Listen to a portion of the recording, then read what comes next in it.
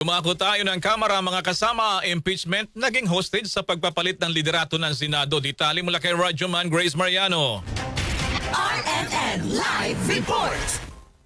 Pinondena ng mga kongresistang kasapi ng Makabayan Bloc ang pag-hostage at pagmanipula sa proseso ng impeachment laban kay Vice President Sara Duterte. Sinabi ito ng Makabayan Bloc kasunod ng ura-uradang pagpapalit sa liderato ng Senado sa kaparehong araw na isinagawa ang botohan sa Kamara para sa pagpapa-impeach kay Vice President Sara Duterte. Ayon kina Representatives Antonio Tino, Sara Elago at Rene Luisco, ang aksyon ng Senado ay nagpapakita ng sobrang bulok na sistema kung saan ang mekanismo ng pagpapanagot sa mga tiwaling opisyal ay ginagamit sa pansariling interes ng mga politiko at mga nagsasalukang political dynasty. Para sa Makabayan Bloc, nakakaalarma, nagarapalang nakakiling na ngayon sa Duterte faction ang liderato ng Senado.